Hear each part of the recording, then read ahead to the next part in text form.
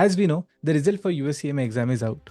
Now, unfortunately, if you're a candidate who was not able to pass, then this video is specifically for you. I've been in your shoe. I've been in a condition where I had appeared for an exam, I couldn't pass, and to be honest, I was disheartened, I was heavily disappointed, and there were a lot of questions coming in my mind. This video is specifically to answer such questions.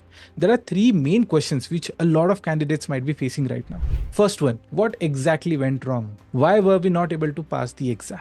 That is something I will answer today. And the second question is, beyond the preparation part, were there any psychological issues or were there any behavioral issues जिसके वजह से we were not able to pass the exam, something we could correct maybe in our next attempt. And third, should we even continue the course or should we consider dropping out? If you're someone who has these questions, please stay tuned till the end. Let's get started.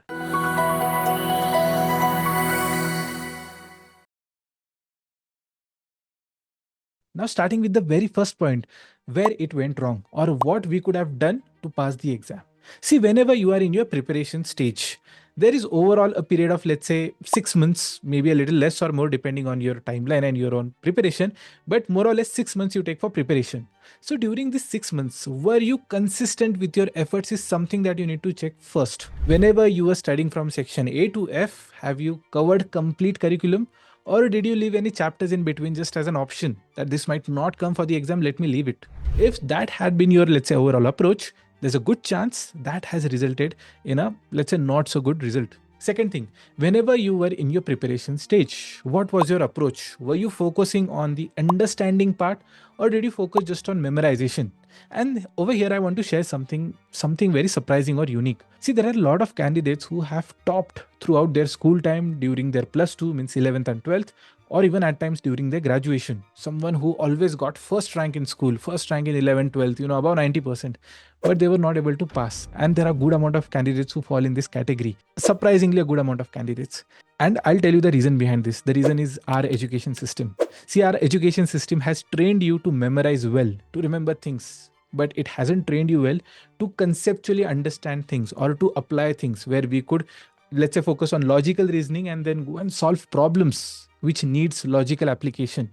And because of this approach of memorization, as a candidate, you end up remembering things rather than understanding. So again, someone who has skipped some part of the curriculum, someone who just focused on memorization rather than practical applicability, there's a good chance this has resulted in failure as a result. Now, how to fix this? First one, do you have a teacher? Do you have a mentor? Do you have a guide who will actually tell you how to prepare for professional exams? Someone who has completed US CMA specifically, only that person can actually tell you what gets tested in the exam, how to prepare well for the exam and make sure you pass out with a good result. So that is first thing you need to correct. Now, before going ahead, I have a message for you. I'm on a mission to build India's #1 institute for US CMA.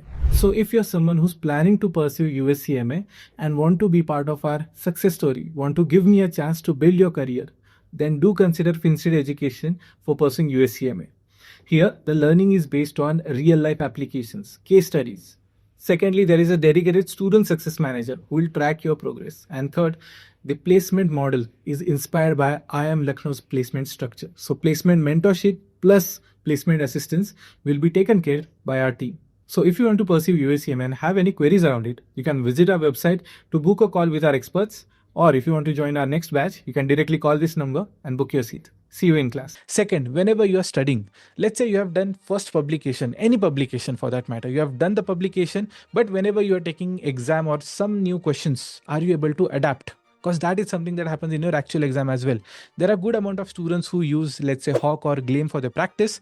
And when they go for their exam, they realize only 30 to 40% of the questions are same. What about remaining 50 to 60% of the questions which are not same? Now, how to tackle these questions? Over here, you have to learn how to adapt to these questions. So during your practice phase, do you know how to adapt? Have you learned how to change the calculations, change the overall steps to make sure you are able to actually answer the question that is asked? Okay. So this, I would say, fixation in your approach of studying and practice should be there in place. This will take care of the first issue, that is where it exactly went wrong, why we have failed. Now, if you are a student who has done multiple publications, all the concepts perfectly well, 7 to 8 mock exams, all the weekly tests and mid-season mock, you have read textbook 2-3 times, you have also solved support package 2 to 3 times, and still the result hasn't gone in your favor. Then there is a second possibility, which is the second question, the behavioral issues or the psychological issues. See, I'll give you an easy example for this. Let's say you are an athlete who is practicing on your home ground. Okay. And whenever you're going for, let's say, a complete lap and you're able to complete it in 10 seconds, through practice, you can bring it down to 9 seconds. Through practice, you can do your personal best of 8 seconds. But on the exam day or on the competition day, is it necessary that you will be able to perform your best? No, not necessary, because the circumstances, the environment around us, the crowd around us is different. You might get nervous, you might feel anxious. At times, you might get even panic attack. Let's say during your initial process of getting inside the exam hall, suddenly you see a lot of students around you. Suddenly you see an invigilator. Maybe your paperwork had some hassle in the beginning of the overall exam. These all things might reflect in your performance. So there is a scope where maybe because of nervousness, maybe because of some behavioral issues, you were not able to perform. Now, how to overcome this? Only one simple solution is mock exams. Give mock exams as if they are your actual exams.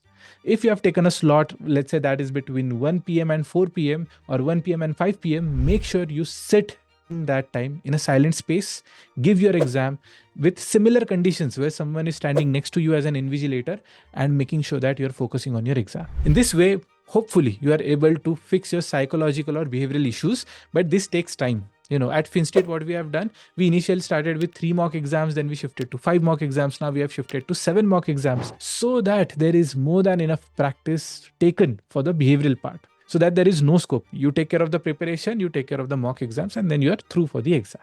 Now coming to the third part, that should we even consider continuing the course or should we drop out?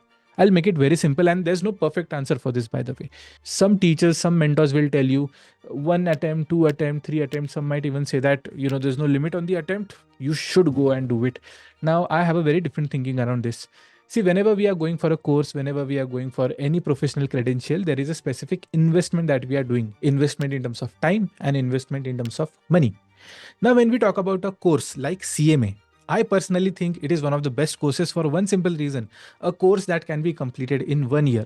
Now, when you are extending your overall investment, let's say from 1 year to 1.5 year or even up to 2 years, then the value proposition slightly reduces. So if you're someone who's, let's say, taking 2 years, 3 years, or even 4 years, I don't think it is justified enough. Because maybe if you're taking 3 to 4 years for a course like CMA, then other options would have been better. One more thing, coming to the monetary part as well. A program that is supposed to be, let's say, at a student level, considering your whole IMA fees and coaching fees, should be completed within 1 to 1.5 lakh. If you're a professional, 1.5 to 2 lakh rupees. But because of all these reattempts, for every attempt, you will end up paying more.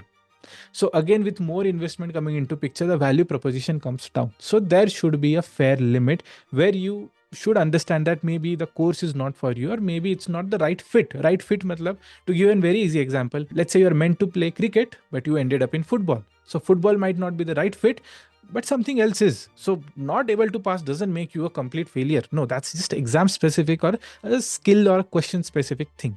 So coming back to this context where we should draw a line, where we should set a limit, I personally think 3 attempts is a fair call. See, in your first attempt, you might not have prepared well, or maybe there was some personal issue, you were traveling outside, you had health concerns, ghar pe koi shaadi thi, there was some event, and you were not able to prepare well. Maybe for the second attempt, you wanted to give your 100%, but because of some behavioral issues, psychological issues, or any other concern, you were not able to give a proper attempt. But now we have the third chance as well, where we already have messed up once, twice. But when we mess it for the third time, I think this is where we should draw a line saying that, okay, we had 3 attempts. We had 3 attempts to give our 100%. So when we come back and say that, sir, I gave only 60-70% of my effort, I was not sincere, I took it lightly, that is not justified. So I personally feel 3 attempts, 3 chances are good enough. If you're able to pass one exam in 3 attempts, great. Go ahead and sit for the next part. But if you have already given 3 attempts, not able to make it, consider a plan B. Plan B, where instead of professional exams, you're going for something that does add value and is a bit less competitive in nature. Okay. I hope this video helps you with the context that how to plan things ahead. I hope it also helps you reduce your anxiety, reduce your tension, reduce your stress. And I hope it gives you some kind of direction to plan your career or studies ahead. Okay. If you need any further assistance, I'm always available over a call or a text. And I know this phase can be difficult because, see, when we put in our sincere effort, when we put in a lot of hard work and it doesn't come through, it is obvious that you will feel sad, you will feel low. But whenever you feel like you want to talk to someone, you want to get connected to a mentor, you can get in touch with me. Usually on weekdays, I keep 2 to 3 p.m. as an open hour for my students. So you can DM me on WhatsApp, we can get over a call, and if you need any guidance, we can talk. Okay. With this, I'll wrap up. All the best for your upcoming journey. Take care. I'll see you in the next one.